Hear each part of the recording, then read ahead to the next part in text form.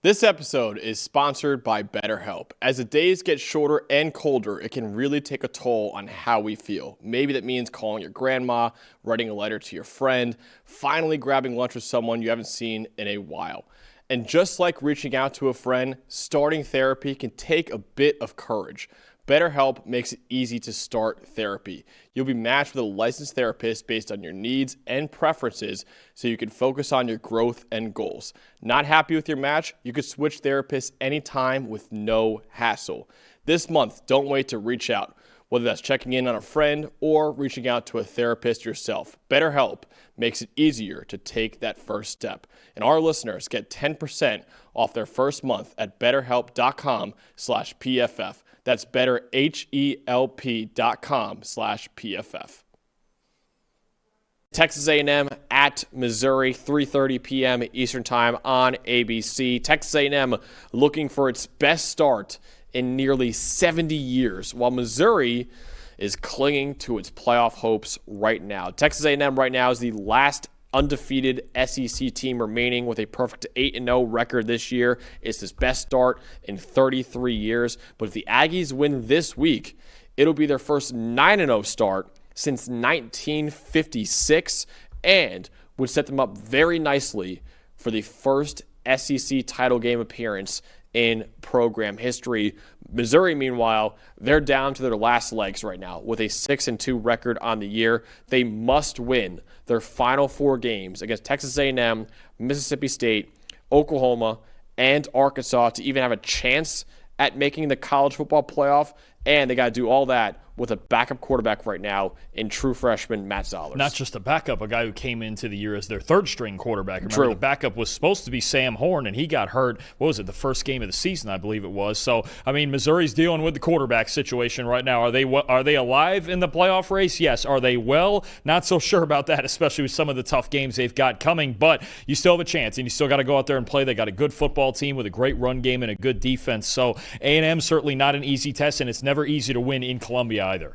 Absolutely. All right, Dalton, you have the Texas A&M offense with one of the best receiving corps in the country against Missouri's defense. What should we know about them? So I got an interesting split here with both Marcel Reed and with the Missouri defense. So we're going to talk about a little strength on weakness at both sides here. So Marcel Reed, what he has been, and at times it's a little shaky, some turnover-worthy plays mixed in there, but what he has been is one of the best play-action passers in the country, which makes a lot of sense when you think about what Texas A&M can do in this run game, and now they're more two-dimensional ever, like you mentioned with Craver and Concepcion on the outside. But Marcel Reed, an 88.2 passing grade on play-action plays this year, 17th in the country. Without play-action, that's just a 59.6, 105th in the nation. They're still not the best drop-back passing team. He just looks more comfortable with their play-action concepts, especially when he gets to just bounce in rhythm and move outside the pocket. Now, you look at Missouri, okay? Now, overall, you look at their coverage grades and you go, okay, it's top 30, right around 30th, okay, overall. But there's a big split here with coverage also. When they're in obvious passing situations and their defense can sit back in those single-high zone coverages they love so much, and Damon Wilson and Zion Young can just pin their ears back, they look great. 12th in coverage grade this year.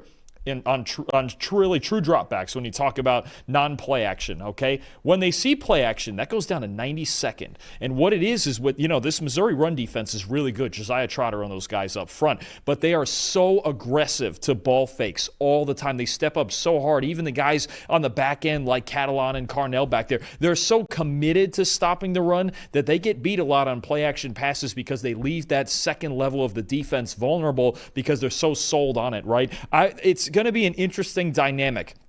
If A&M can get the run game going a bit early, or maybe just go to play action on first down right away early in this game to create a big play with those two receivers, because Missouri, and I'm sure they talk about it all the time, hey, we can't step up so hard. We can't step up, but it's hard, man. You got guys looking in the backfield. You got guys who emphasize run defense at such a high level, and it's an awesome run defense, but it does expose them at times, especially down the seams of the defense, down the middle of the field. There's too much space, and Josiah Trotter, awesome awesome run defender, one of the best in the country, but he's not quite the guy that's going to turn his hips and step up and then get back to the seams and cover the seams as well. It's very hard with these kind of heavy-handed players Missouri has in the middle of their defense. So I think play action plays a big part this week, as it always does, and Reed's been great in play action this year. I think it plays an even more emphasized part in A&M's game plan this week, knowing how aggressive Missouri plays those fakes in the backfield. Yeah, I'm looking at the Missouri offense, and it's very, very similar to the same matchup I just had for the Penn State offense. Is okay, can the run game just carry this team to victory with a backup quarterback right now? Since Bo Pabula dislocated his ankle against Vanderbilt, true freshman quarterback Matt Zollers will be thrown into the deep end this week as he makes his first career start against third-ranked Texas A&M. He was the number 10 quarterback in the country coming out in the 2025 high school recruiting class, but only a 43 PFF grade on 90 snaps so far this year. This is very unlikely he's going to turn that around against an excellent Texas A&M pass defense with one of the best pass rushes in the country and a really good secondary. Missouri will need to rely on their rushing attack to probably win this game. And luckily for the Tigers, they have a great rushing attack right now. Ahmad Hardy leads all Power 4 running backs with 722 yards after contact this year. Missouri, meanwhile, is 18th in the country with a 69.5 run blocking grade. And Texas A&M has had issues with their run defense right this year. The Aggies have allowed 5.7 yards per carry, the second most in the Power 4, I believe, only ahead of Rutgers right now. 3.9 yards after contact per attempt allowed so far. That's the most in the Power 4 this year. Now, Texas A&M has not been burned by that too much just yet because obviously they built big leads with their offense, and right now teams only run the ball 39% of the time against Texas A&M, which is only 126th in college football. So they haven't been burned by the run defense yet, but this could be an issue for them in this game because Missouri, I can promise you, is going to want to run the ball a lot with their superstar running back in Ahmad Hardy and with a backup quarterback as well. If Texas A&M, if they win on early downs in this game and force Matt Zollers to win in obvious passing situations, the Aggies could dominate on that side of the ball. I think you're going to see a lot of heavy boxes from the Aggies defense and Mike Elko in this game. Agreed. Make Zollers beat you, right? And that's the strength of this Missouri offense. And it hasn't been quite as great lately for them either. Hardy's gone 3 straight games without 100 rushing yards in a game. And Texas A&M, some of those numbers a tad tilted because they gave up, I think it was 315 on the ground or something like that to Arkansas, and they just kind of got in a big shootout with them. But I think there's games where they have been good. There's others where they've struggled. The Arkansas game, the UTSA game, remember the first game of the year what Robert Henry did to them for the Roadrunner. So there are times where there's cracks. I still think look, I think especially at the linebacker level, Torian York is going to have to be on it with those outside zone schemes that Missouri is trying to run here. But I'm with you. Stack the box. Get it going. Make Zollers beat you. I mean, he's a true freshman. Look, was he poised enough against Vanderbilt at the end of that game? Did he come within about 6 inches, if that, of tying it? Sure, but you got to make him beat you. You just can't. You got to stack it up.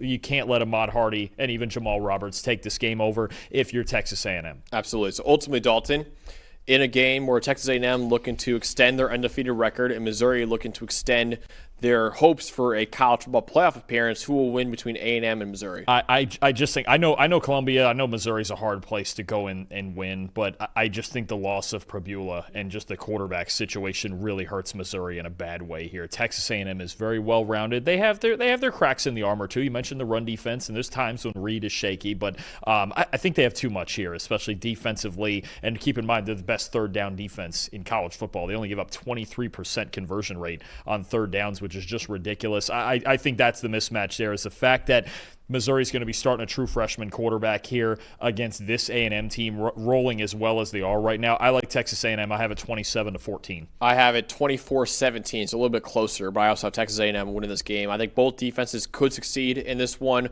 but Missouri will be way, way too one-dimensional offensively to ultimately pull off the upset at home. So I think Texas A&M will continue its undefeated season and have its best record in nearly 70 years, while also delivering a fatal blow to Missouri's hopes of reaching the college football playoff this season. So we both have Texas A&M winning that game.